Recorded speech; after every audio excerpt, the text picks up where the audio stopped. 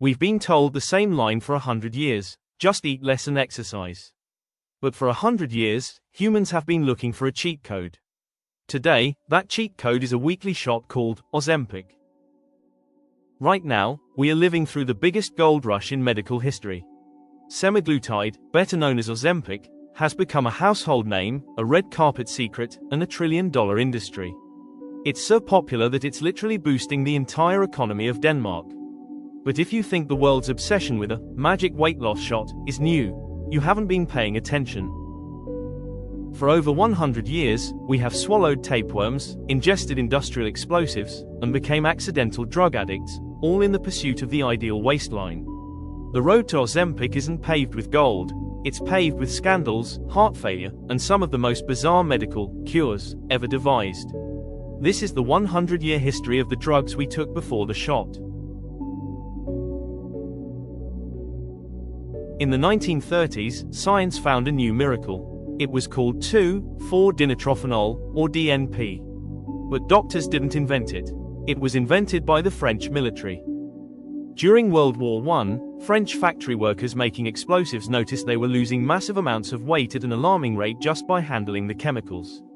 It turns out, DNP, a chemical used to make TNT explosives, hyper-accelerates the metabolism of the body. By 1933, it was being sold as a fat burner.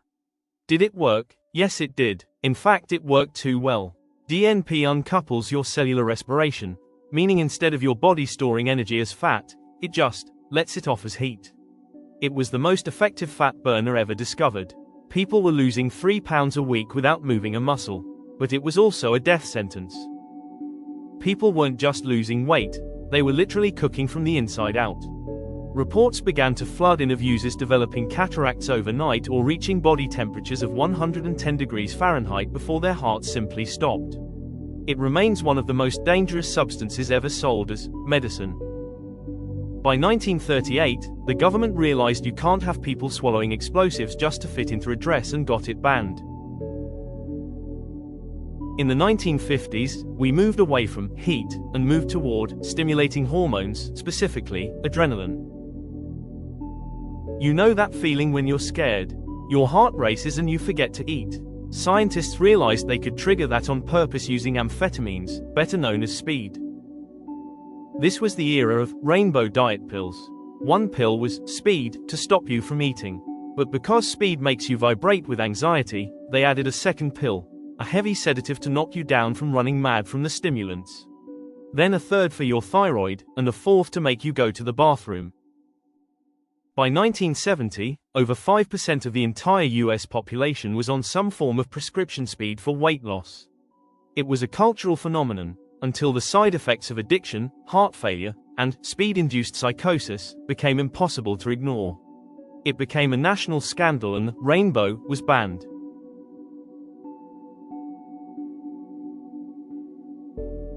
If the 60s were about speed, then, in the 1990s, we tried to satisfy.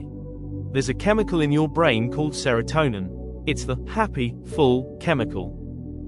Scientists found that if they could boost it, your brain would think it just ate a 5-course meal when you'd actually eaten nothing. For a few brief years, it looked like science had finally won the war on fat. And the weapon of choice was called Fen-Phen. Fen-Phen was a combination of 2 drugs, fenfluramine and phentermine. Individually, they were mediocre. Together, they were a powerhouse. By 1996, doctors were writing 18 million prescriptions a year. It was the Ozempic of the 90s. Celebrities raved about it, suburban clinics had lines out the door. But the miracle had a dark side that the manufacturers hadn't disclosed. 1997, researchers at the Mayo Clinic dropped a bombshell. They found that women taking Fen-Phen were developing rare, often fatal heart valve defects. The drug was effectively scarring the heart from the inside, forcing it to work until it failed. Fen-Phen was accidentally overstimulating the heart. The valves became stiff and shredded. In 1997, the party ended. The F.D.A. pulled it from the shelves in one of the most famous recalls in history. The manufacturer, American Home Products, eventually paid out over $21 billion in settlements. It was a stark reminder that when a drug seems too good to be true, the body usually pays the price in the long run. After the disaster of Fen-Phen, the medical world was in a dark age. Everything they tried was either dangerous or didn't work. But while everyone was looking at the heart and brain, a researcher named Dr. John Ench was looking at a 2-foot-long lizard in the desert. The Gila monster is a survival specialist. It eats a huge meal and then doesn't touch food for months. Dr. Ench wondered, how does its body know when to turn the hunger switch on and off so perfectly? He discovered a hormone in the lizard's spit that was almost identical to a human hormone called glucagon-like peptide 1, which is shortened to GLP-1. Now, in a normal human, when you eat a sandwich, the GLP-1 says to the brain, hey, we're full, no need to eat more. But here is the problem in humans, our GLP-1 is incredibly lazy. It delivers the message and then disappears in minutes. He literally evaporates. This is why you can feel full at lunch, but by 2 p.m., you're staring at the vending machine. That's because your messenger quit his job. But the lizard's messenger was a marathon runner. He stayed on, shouting the message for hours. This led to the first lizard spit drugs. But they were beta versions. The 2005 version, Byetta, that required 2 shots per day, and the 2014 version, Saxenda, which was better because it required 1 shot per day but only about 8% weight loss. It was a scientific miracle, but a lifestyle flop. No one wanted to be the person stabbing themselves every single morning for a result that was just okay. The world was waiting for a messenger who never went home. So, 2017 rolls around, and suddenly, the lizard messenger gets an upgrade. This is Ozempic. But forget the science for a second, let's talk about the vibe shift. You go to a party and see someone who looks different. Their face is a bit thinner, their energy is a bit lower.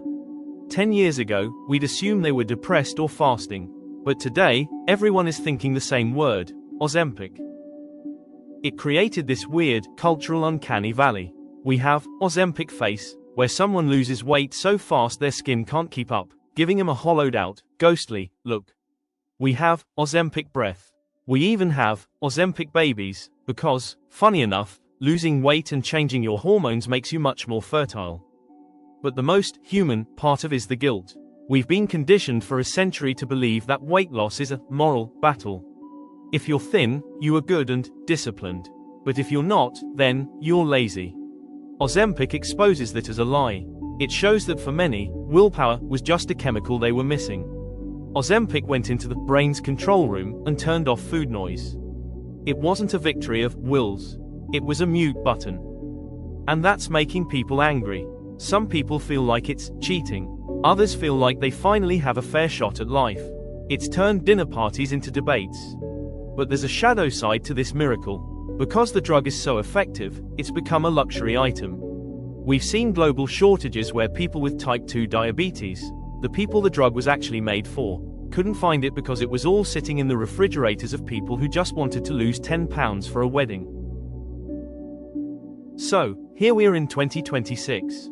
The needles are starting to disappear, replaced by the Wegovy pill. We've gone from burning our bodies with TNT to drugging our brains with speed, to finally, just talking to our hormones. The history of weight loss is a mirror of what we value. We used to value thinness at any cost, even death. Today, we're starting to value metabolic health. But the question remains, are we fixing a medical problem, or are we just looking for the next cheat code in a world that makes it impossible to be healthy?